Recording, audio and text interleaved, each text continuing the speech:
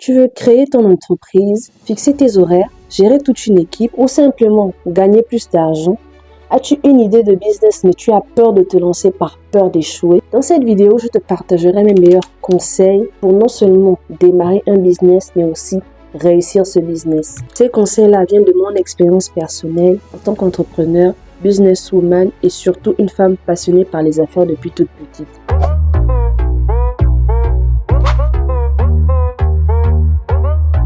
Hello, moi c'est Cristal, je suis ingénieure agronome, web entrepreneur et coach business. Aujourd'hui, nous allons voir 10 conseils pour démarrer un business et éviter l'échec. J'ai appris d'expérience et aujourd'hui, je te les donne gratuitement afin que tu puisses toi aussi dépasser cette peur de l'échec et te lancer avec confiance dans le monde de l'entrepreneuriat, dans le monde du business. Donc, bienvenue à toi.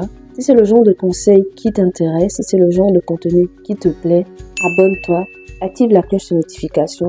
Retrouve-moi sur ces autres réseaux sociaux-là. Comme tu le sais déjà, entreprendre, ce n'est pas une chose facile. Démarrer un business, généralement, il y a beaucoup d'insécurité dès le départ. Parfois, tu as énormément d'idées et tu ne sais pas par où commencer.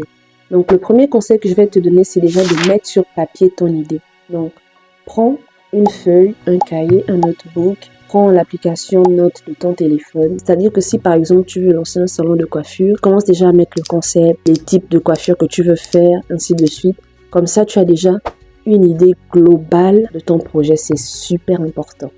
Essaie de créer une sorte de brouillon où tu mets toutes tes idées concernant le projet là, afin de pouvoir les classer, les noter et te préparer davantage.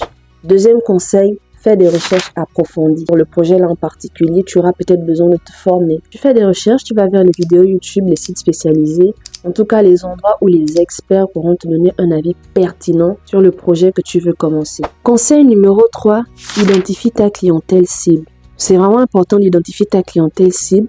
Au moins ça te permet de ne pas en faire des pieds et des mains auprès de la mauvaise audience. Ça me fait penser à une histoire où je me rappelle, j'avais une idée de business et j'ai commencé à en parler autour de moi. Et à chaque fois, j'avais des oreilles qui n'étaient pas attentives. C'est-à-dire que tout le monde me disait Tu es sûr que ça va marcher? Tu es sûr que ça va marcher? Et du coup, ça m'a découragée. Je n'ai plus lancé le projet. Et pourtant, c'est un projet qui avait énormément de potentiel. Je m'explique. Moi, à l'époque, quand je parlais de ce projet-là autour de moi, je m'adressais à des personnes que ça n'intéressait pas. C'est vraiment des personnes qui ne voyaient pas l'utilité du projet en question. Alors que si j'étais allée directement vers ma clientèle cible, là, j'aurais peut-être pas un avis favorable, mais un avis un peu plus poussé, une critique un peu plus constructive au sujet de ce projet-là. La leçon à tirer de cette petite anecdote-là, c'est que identifier votre clientèle cible, ça va vous permettre d'affiner votre projet et surtout, de savoir où vous allez et si, par exemple, le projet vaut la peine d'être lancé. Conseil numéro 4, prends en compte ton budget. Je sais qu'on vous le rabâche, mais le budget, c'est important.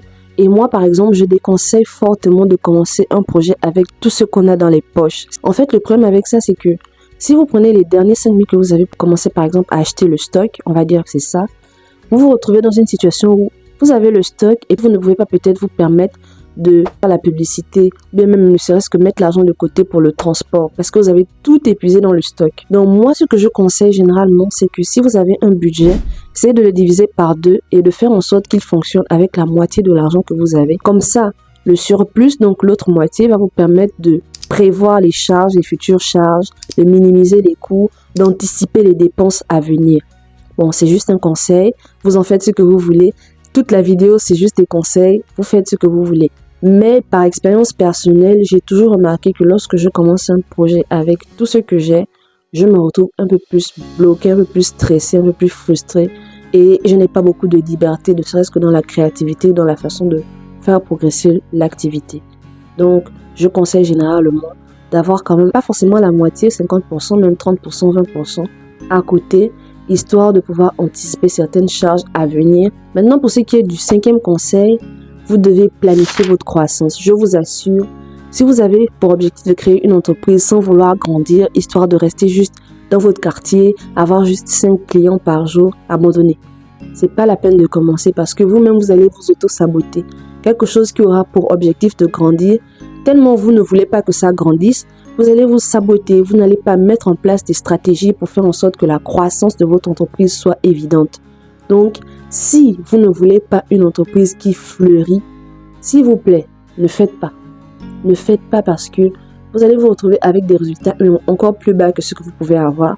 Et à quoi ça sert? Franchement, à quoi ça sert de lancer une activité sans pour autant prévoir, sans avoir l'envie de ce challenge-là, de faire en sorte que ça devienne une grande chose dans le futur? Alors, mon 6e conseil, fais en sorte que ton argent travaille pour toi. L'argent que tu gagnes avec ton activité jusqu'à présent ne doit pas te servir seulement à payer tes factures. Réinvestis une partie de cet argent-là dans l'activité en question afin que celle-ci puisse progresser. Ce conseil-là va avec le précédent. Ça te permet de faire croître ton entreprise et de maximiser tes bénéfices. Il y a beaucoup de personnes qui disent par exemple que l'argent de mon entreprise, c'est pas mon argent. Et je suis un peu d'accord avec ces personnes-là dans le sens où c'est pas parce que vous faites un chiffre d'affaires de 1 million, un bénéfice de 600 000 que tous les 600 000 doivent aller directement dans votre poche. Non, les amis, pensez grand, pensez croissance, pensez à évoluer. Pour le 7e conseil, ça va bien sûr avec les précédents. Ça va être celui de diversifier vos sources de revenus parce que même si votre activité est lucrative, ce n'est pas une bonne chose de ne compter que sur elle, c'est très risqué. Donc une fois les bénéfices de vos business stabilisés, vous pouvez par exemple vous tourner vers l'immobilier. C'est quand même une source de revenus très fiable. Vous pouvez aller vers l'immobilier histoire de sécuriser votre richesse. Conseil numéro 8, apprenez à gérer efficacement votre inventaire ou votre stock, indépendamment de ce que vous vendez. Même si c'est des formations, gérez efficacement cette partie-là. Ça vous permet d'avoir une très bonne relation client, ce qui vous permet d'avoir encore davantage de ventes.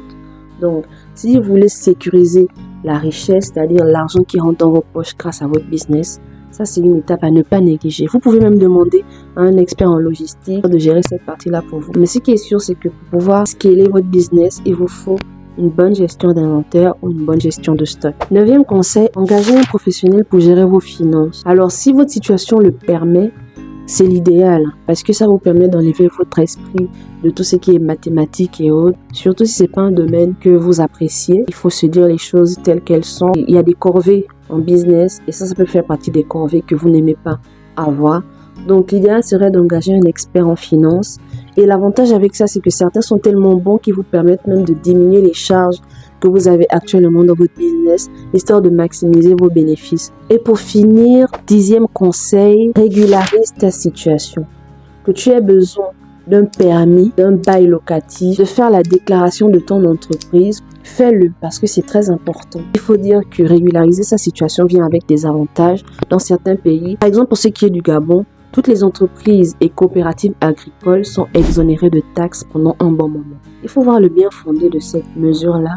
C'est que d'un côté, vous êtes reconnu par l'État et de l'autre, vous êtes protégé par l'État. Donc, ne négligez pas cet aspect-là. Ça vous permet aussi de dormir tranquille sur vos 2 oreilles parce que vous savez que votre entreprise a un nom réel du point de vue de votre pays. Petit conseil bonus, soyez organisé. Pour ne pas vous perdre dans les comptes, dans les papiers, avec votre personnel, vous avez besoin d'être organisé. Il y a beaucoup d'applications qui peuvent vous aider. Il y a des applications banales comme l'application Notes de votre téléphone. Il y a cette application-là pour s'organiser. Il y a celle-ci, par exemple, pour gérer les comptes que vous pouvez mettre sur votre téléphone, sur votre ordinateur. D'ailleurs, si ça vous intéresse, je vais faire une vidéo avec toutes mes applications utiles pour s'organiser en tant que businesswoman ou businessman. Les amis, c'est tout pour aujourd'hui. J'espère que cette vidéo vous aura plu. Dites-moi dans les commentaires si vous voulez une partie 2 et je ferai l'effort d'en faire une autre avec beaucoup plus de conseils. Likez la vidéo si elle vous a plu. Partagez-la à votre ami qui a besoin de ce genre de vidéo. Abonnez-vous et surtout n'oubliez pas d'activer la cloche de notification pour ne pas rater la prochaine vidéo. On se voit la semaine prochaine à 17h50.